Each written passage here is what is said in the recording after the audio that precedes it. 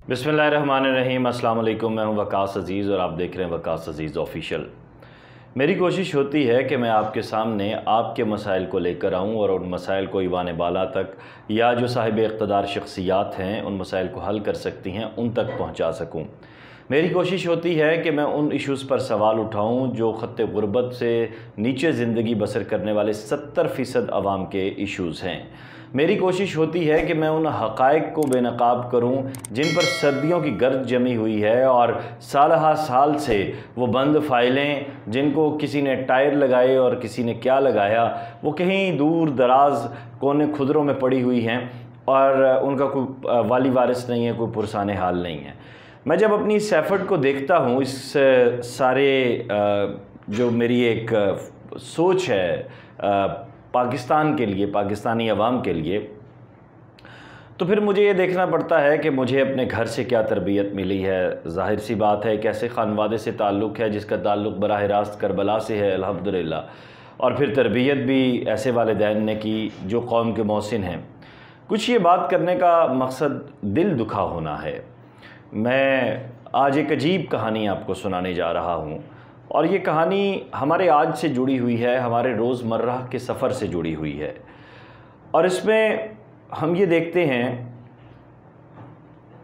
कि हम आदी हो चुके हैं, हम सब आदी मुजरिम बन चुके हैं। हुकूमतों को, सियासतदानों को, इदारों को बुरा भला कहने के लिए, गालियाँ निकालने के लिए, लेकिन हम अपने आप को ठीक नहीं करते। बहैसियत फ़र्द हमारी अना हमें ये इजाज़त नहीं देती कि हम पर अगर कोई सवाल उठ रहा है तो हम उस पर किसी के गले पड़ने की बजाय अपने आप को देखें, अपने आप को उस गलती से बेहतर करने की कोशिश करें, उस गलाज़त से, उस गंदगी से निकालने की कोशिश करें। मेरा आज एक बड़ा अजीब तजुर्बा हुआ है। ज़िंदगी का बेशतर हिस्सा सफ़र में गुज़रा, पाँव में चक्कर है। हाल ही में मुझे इस्लामाबाद से लाहौर एक सफ़र करने का इत्तफ़ाक़ हुआ। हम मुख्तलिफ़ ब्रांड्स में सफ़र करते हैं, लेकिन मेरा पसंदीदा फैसल मूवर्स था। मैं पीटीआई से मतलब हार्ड कोर नाक़िद हूँ मैं उनका, लेकिन उतना ही मैं उनको सपोर्ट भी करता हूँ, क्योंकि एक ऐसी जमूद में पीटीआई जो है वो इक़्तिदार में आई जब हर तरफ करप्शन और बेरोज़गारी और मुल्क दुश्मन अनासिर का दौरा था। ऐसे में एक नई जमात का आना एक खुशकुन फ़ज़ा, एक खुशकुन तब्दीली को तरतीब देने के हवाले से अगर देखा जाए तो बिल्कुल दुरुस्त है। और एक ऐसा नौजवान मेरे जैसा जो अपने कैरियर के लिए स्ट्रगल कर रहा है और स्ट्रगलिंग फ़ेज़ में से गुज़र रहा है, उसके लिए एक ऐसे लीडर का इक़्तिदार में आना जो ख़ुद एक स्ट्रगलर है, एक रोशन मिसाल की हैसियत रखता है। खैर, बात हो रही थी फैसल मूवर्स की, तो मैंने ये बातें पिछले 3-4 जुमले इसलिए किए कि पूरी दुनिया को एक वबा का सामना है। हमारी हुकूमत ने भी उस वबा के हवाले से मुख्तलिफ़ इक़दामात किए और हमने उन पर तनक़ीद की, हमने उनको फॉलो नहीं किया।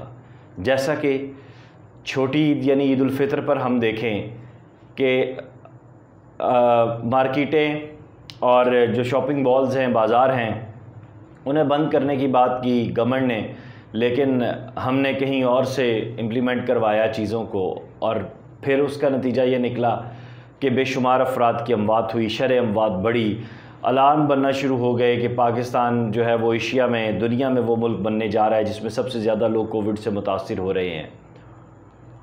मुझे भी इस फ़ैसले की समझ नहीं आई, मैंने भी इस पर बहुत तनक़ीद की, लेकिन जब मैंने सफ़र करना शुरू किया तो मुझे समझ आ गई कि यहाँ पे दुनिया का कोई भी हुक्मरान आ जाए वो इस कौम को ठीक नहीं कर सकता, वो इस मुआशरे को ठीक नहीं कर सकता।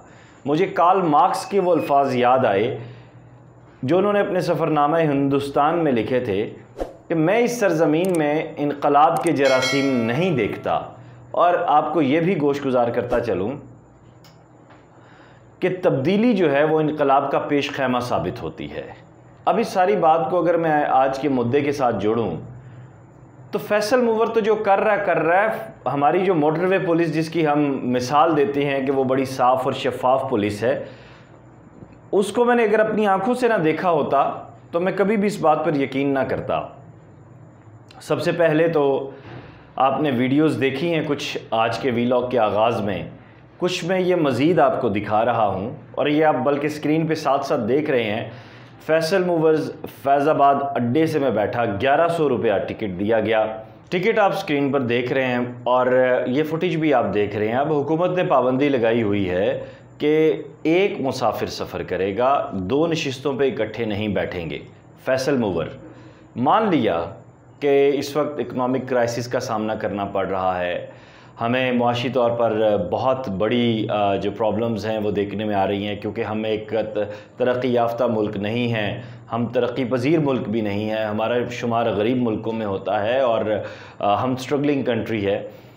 लेकिन धोखा हम किसको दे रहे हैं? अपने आप को दे रहे हैं, अपनी कौम को दे रहे हैं, अपने मुल्क को दे रहे हैं, अपने बच्चों को दे रहे हैं। ये वीलॉग करने का मकसद ये है कि आप स्क्रीन पर देख रहे हैं कि फैसल मूवर की इंतज़ामिया ने इंतहाई गैर ज़िम्मेदारी का मुजाहरा किया।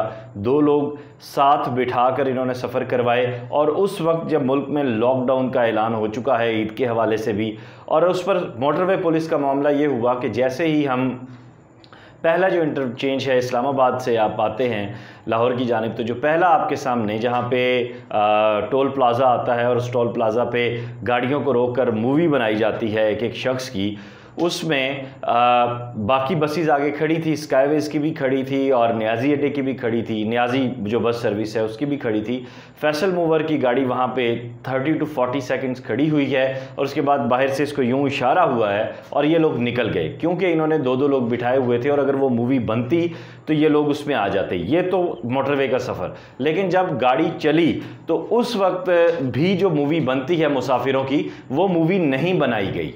ठीक है, अब ये मैंने अपने कैमरे से इसको कैप्चर किया और मैं सारा रास्ता ये सोचता आया कि हम किस चीज़ की एफर्ट कर रहे हैं। यानी अगर एक साइड की अगर बात की जाए तो चलें आप अंदाज़ा कर लें जनाब, 18, 30, 32 लोग बैठे, चले 32 सीटर आप बस का कर लें तो आपको क्या 64,000 रुपया मिल जाएगा। और 64,000 रुपया अगर आपको नहीं मिलता, आप एक एक शख्स को बिठा कर लेके जाते तो 32,000 रुपया मिलता है। क्या ये 32,000 और 64,000 रुपये ज़्यादा कीमती हैं एक पाकिस्तानी की जान से? क्या ये ज़्यादा कीमती हैं पाकिस्तान के तशख़्ख़ुस से? क्या ये ज़्यादा कीमती हैं पाकिस्तान के इमेज से? क्या पता जो लोग साथ बैठकर सफ़र कर रहे थे इनमें कोई जो है वबा का कैरियर होता, वो साथ के लोग मुतासिर हो जाते और फिर इसमें कोई ऐसे जो है वो प्रिकॉशनरी मेजर्स भी नहीं थे। बस की जो होस्टेस थी वो आराम से बैठी रहीं, उन्होंने बिल्कुल मुसाफिरों को नहीं छेड़ा कि आपने ये मास्क क्यों उतारे हैं, कोई हिफाजती तदाबीर के हवाले से उन्होंने कोई चेक एंड बैलेंस नहीं रखा हुआ था। और फिर जब हम लाहौर पहुँचे तो इसी तरह एग्ज़िट के ऊपर भी, खैर लाहौर के नाके पे जो पुलिस खड़ी होती है उसका हम सब जानते हैं कि वो जितने बड़े बादशाह हैं। तो इस सारी सूरत हाल में मुझे ये फ़िक्र दामनगीर हुई कि मुझे इस पे बात करनी चाहिए, क्योंकि ईद के दिन हैं और इस्लामाबाद से, लाहौर से, बड़े शहरों से लोग सबसे ज़्यादा ट्रैवल कर रहे हैं। और इन दिनों में जहां हुकूमत ने अपनी पूरी कोशिश की है कि वो कोरोना के फैलाव को मज़ीद रोक सके और ख़त्म कर सके इस वबा के मामलात को, वहीं हम क्यों इसके शिकार हो रहे हैं। और मैं ये जो शोबा ट्रांसपोर्ट है हमारा, वफाकी भी और सूबाई भी, और जो शाहरात का हमारा महकमा है, और उसके साथ साथ IG जो मोटरवे पुलिस हैं, उन तक अगर ये मेरा पहुंच रहा है वीलॉग, और उसके साथ साथ जो लोग ट्रैवल कर रहे हैं लाहौर से और इस्लामाबाद से, फैसल मूवर से, मेरी आपसे गुजारिश है कि आप उस बस में मत बैठें जिसमें 2 लोग बैठ रहे हैं। मेरी आपसे गुजारिश है कि आप फैसल मूवर की इंतज़ामिया से पूछें कि वो ये क्यों कर रहे हैं। अगर उनके पास हुकूमत का इजाज़तनामा मौजूद है तो प्लीज़ उन्हें कहें कि वो आपको दिखाएं। और फिर उसके साथ साथ अगर वो मोटरवे पे एंट्री होती है और मोटरवे पे पुलिस वाले आपको चेक करने नहीं आ रहे तो गाड़ी रुकवाइए और उनके पास जाइए। मैंने ऐसा करने की कोशिश नहीं की, क्योंकि मैं टिल द एंड सारे मामले को समझने की कोशिश कर रहा था। हाँ, मैंने उस पुलिस वाले को देखा, उसने यूं इशारा किया और उसके बाद फिर गाड़ी चल पड़ी। ऐसी सूरत हाल में जब हम खुद इतनी गैर जिम्मेदारी का मुजाहरा कर रहे हैं, तो मुझे ये बताइए आप इमरान खान को क्यों बुरा भला कहते हैं? मुझे ये बताइए आप उस्मान बुज़दार को क्यों बुरा भला कहते हैं? मुझे ये बताइए आप यास्मीन राशिद को क्यों बुरा भला कहते हैं? मुझे ये बताइए आप NDMA को क्यों बुरा भला कहते हैं? क्या आपने खुद को हिफाजती इक़दामात अपनाए? नहीं अपनाए। तो प्लीज़ अब भी मुझे पता है कि मेरे इस वीलॉग के बाद भी अगर एक शख्स ने भी अगर फैसल मूवर की इंतज़ामिया से पूछ लिया या एक भी हुकूमती नुमाइंदा फैसल मूवर के अड्डे पे पहुंच गया, दिहाड़ी लगाने के लिए नहीं, माजरत के साथ, उन्हें ब्लैकमेल करने के लिए नहीं, माजरत के साथ, उनसे पूछने के लिए, उन्हें रोकने के लिए, तो मैं ये समझूंगा फिर हम बहैसियत कौम आज भी ज़िंदा हैं। अगर नहीं तो फिर मायूसियाँ बढ़ती जा रही हैं, तारीकियाँ बढ़ती जा रही हैं। फराज साहब के शेर का भी फिर मज़ा नहीं आ रहा कि शिकवा ज़ुल्मत शब से तो कहीं बेहतर था, अपने हिस्से की कोई शम्मा जलाते जाते। दोस्तों, मैंने अपने हिस्से की शम्मा जला दी है, अब देखते हैं कि आप इसे बुझने देते हैं या नहीं। अपना ख्याल रखिएगा। खुदा हाफिज़।